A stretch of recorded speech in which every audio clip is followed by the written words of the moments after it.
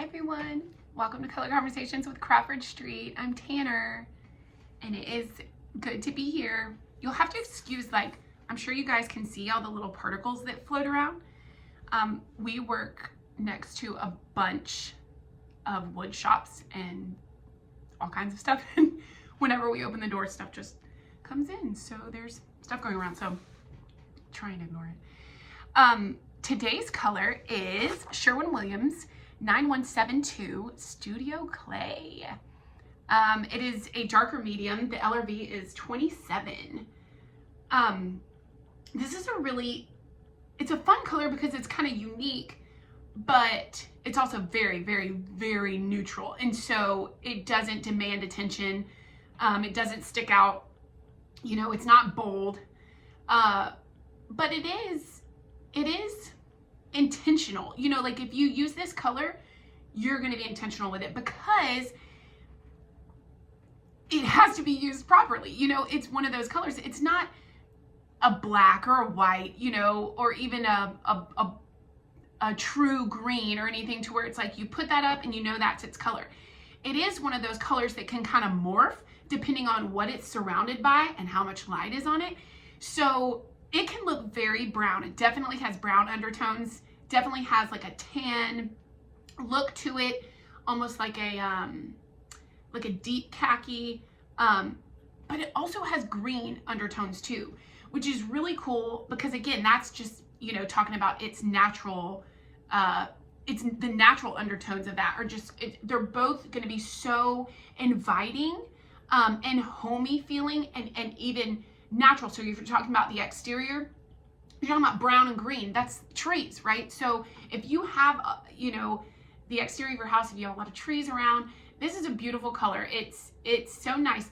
But again, your intention with it and how you apply this color is what's going to be so important. So it's studio clay. So think of it like it's a raw material, right? Like clay would be, and it would just kind of look like putty, you know, and it wouldn't necessarily look anything beautiful.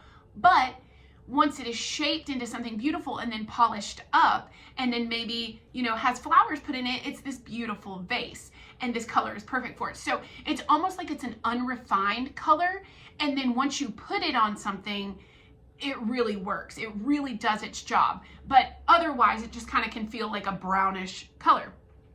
Again, but then you pair it with a nice crisp white, right? And it's so nice. I mean, it's deep and it's luxe, but it's so homey. I love the kind of whole like moody vibe in colors that's, dare I say, trending right now. I mean, moody colors are always in, they're just deep tones. But right now people are using like a color like this in their entire powder bathroom, in their entire dining room ceiling and trim work and everything, or they're doing heavier trim work that's painted. So like in a dining room or in an office, instead of just a normal, you know, wainscoting or a chair railing with trim underneath being in white or trim color, it's now being done in deeper tones, and I love that. We have loved that. So it looks good paired with crisp white. It looks good being a contrast. It looks good being able to play off of its depth. You know what I mean? And again, the brown and the green undertones are going to kind of tell you, you know, which way it's going to pull more. Do you have a lot of brown furniture? Do you have brown wood floors? Do you have gray wood floors? Do you have a lot of greenery? Do you have, you know, all of these things are going to make it kind of shift, which is why it's so cool on pieces that have dimension or texture. So anything wood, siding on the exterior, if you're talking about cabinetry on the inside, or like I was talking about wainscoting or trim work on a wall, anything that gives dimension to this color is going to allow the different undertones to play even more differently in different lights and being different, you know, in different shadows on different planes and things like that. So this is a very cool, very unique color to use. And again, because of its depth and because of its uniqueness, you know, and I say uniqueness because it's just not used often. Again, it's seen often, just not used often, because I think people are a little intimidated by using something kind of brownish because they think it'll be boring, you know, or it'll come out looking dated. But again, that's where how you use this is so important. Because like we were just talking about, it's just beautiful on trim work. It's beautiful with on cabinetry where you can get different dimensions on it. It's still got a plenty of room away from, you know, black, so you can see that it's still going to stand out and be nice even against darker colors. But its depth level is a deeper medium. So like one of the times this has worked out really well for us was a lot of people, especially if they are coming from an all wooden kitchen, want an update, but getting rid of all the wood seems like it's going to be too sterile for them or too bright, or they actually like the wood, so they want to keep some of their cabinets. And this is where we talk about how much of your cabinetry should you paint. Should you paint just the uppers? Should you paint just the island? Should you paint all of it? You know, there's so many different ways depending on your project, but for projects where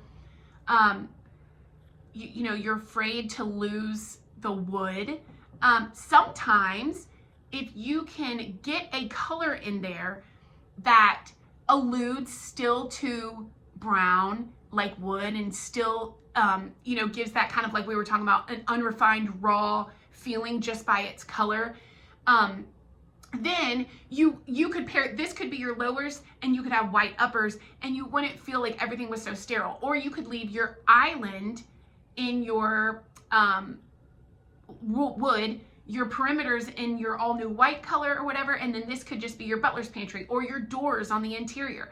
But it's just, again, whenever you have a color that has such great neutral, warm, rich brown and green undertones, play with that. You know, don't go away from it. Use that to your advantage in your project space and find things that will pick up on those brown and green tones.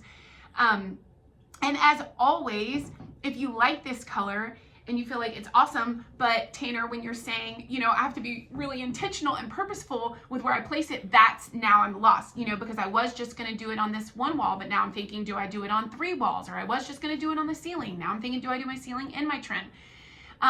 So if you like this color, you know, you're looking for I'm trying to get it in all the lights, a neutral tone, a deeper medium. Again, if you're talking about exterior, this is a beautiful color for shutters, siding, brick.